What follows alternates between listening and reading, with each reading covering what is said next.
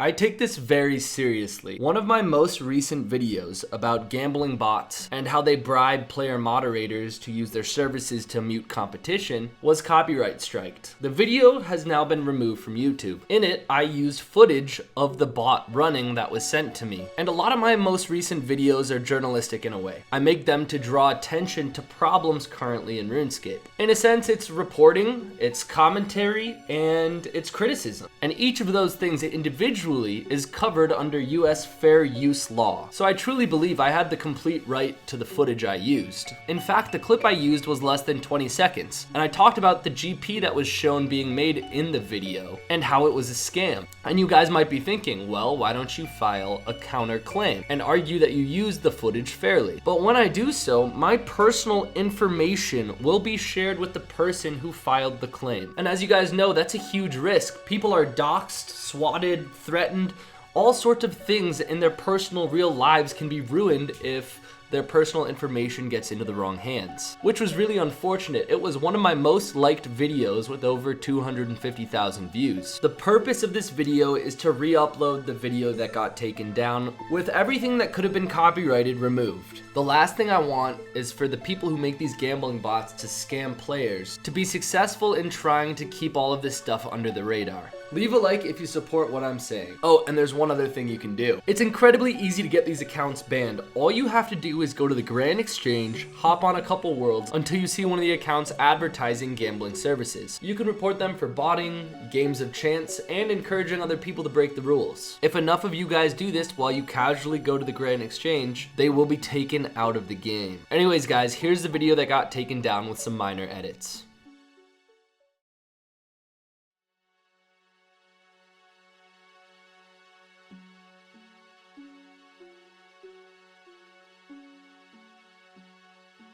If you guys have played RuneScape in the last, I don't know, maybe 18 years or so, you've probably seen players gambling in-game, and it's currently against the game rules. For a long time though now, the players you see in-game gambling are actually bots. They even dress similarly, and the major owners of these bots name all of their accounts similarly. For example, you see a lot of accounts named bet and then numbers, and then you see a lot of accounts named UID and then numbers after. All the bet accounts are run by one person, and all the UIDs are run by another person. As you can imagine, these two gambling bot farms are in really fierce competition with each other. Each owner of the bot farm wants all of the players who want to gamble to go to their accounts. That's how they make money. I spoke to a couple guys who used to run these bot farms. They have since requested that I don't use the interviews, but I'll give you a brief summary of what they told me. The GP per hour these bots make completely depends on how many players use them. In some hours, you can make 500 mil if there are some rich players gambling quite a bit, and sometimes nobody will trade them, but in general they're incredibly profitable. Not only did these guys tell me that their bots were completely unfair, the odds were completely against the player gambling with them, but at a certain point, after like 20 mil, the bot just took the money. There was a 100% lose rate if the GP amount traded was high enough. But even the guys currently running the bots, who would not talk to me whatsoever, have been caught telling other people that the bots they run are unfair. This guy, for example, said that the odds he gives are 75 to 25, even though the bot advertises 55 to 45. Basically, all you guys need to know is that it's a complete scam and it's against the game rules. So there's literally no reason to use these bots. And if you don't use them, they will go away because they won't make any money.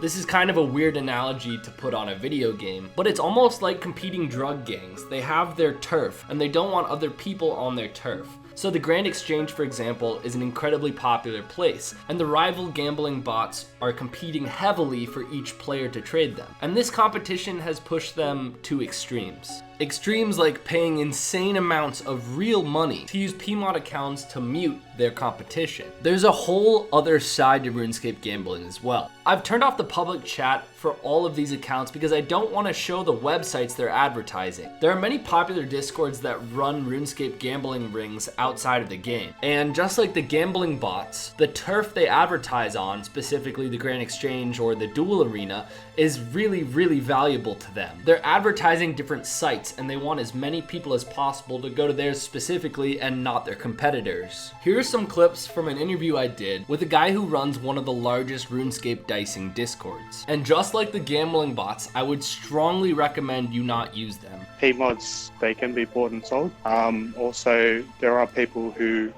do actually own P-mod accounts. Were they the players who originally had the P-mod accounts?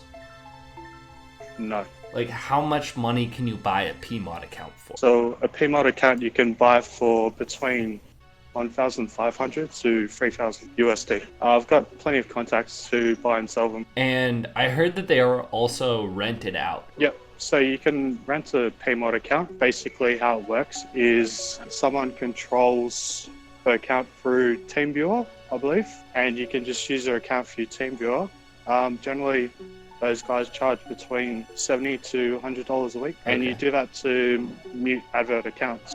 Basically, if you've got competition and you want to take them out, you can mute them. Could you give me an estimate, like how many P-mod accounts have you seen being abused? Minimum 6, at least. This has been going on for years. You know, I was originally a DICE host in 2011, and there would be P-mods that are part of DICE. What this guy said when his mic cut out is that there used to be P-mods actually in dicing clans. So they weren't just renting out services, they were actually participating in the gambling operation. It's also gold sellers that hire or buy P-mod accounts as well. And do you think Jagex knows about it? Well, I've actually know people who have lost their P-mod status after buying an account. So there are particular ways that they need to actually be able to transfer them, and I know one of the steps is that you've got to tell the JMod leader or whatever it is that you're actually moving countries or you're moving location. Oh, okay, because Jagex can track where you're logging in your from. IP. So like if you're going to be hiring an account, just say for a week or whatever, then that's why you only use it through TeamViewer. So you're still using the same IP. But like I said, it's not just dicing. Other than the post I found online, literally advertising the sale of a P-mod account, there are other pieces of evidence I've found through Twitter, people trying to expose this problem. It's incredibly hard to prove it, but this post, for example, shows a screenshot, and it's hard to see, but there are 2 dicing bots in this world, and there's a P-mod on the world called Meg Lucy. As you can see, the P-mod is in the same world as the gambling bot, and the gambling bot has not been muted. Again, this is anecdotal evidence, and it's hard to prove this kind of thing. Let's say there are 2 gambling bots in the same world, and the P-mod mutes one and logs out. Even if someone sees that, the P-mod could just say, look, I saw an account breaking the rules and I missed a different one. So it's just about impossible to actually prove what everybody is saying. That doesn't mean it's not true. Here's a clip from an interview with a guy who programs some gambling bots. When I asked about P-mod account abuse, he didn't know that much about it, but this is what he said. It seemed like it happens though, because I talked to my friend, he runs about 4 or 5 of them, and he said that he felt like that his bots get muted more times than other ones. When I used it once, I felt like my bot instantly got muted. You can kind of see it actually happen. Yeah, I feel like it's happening.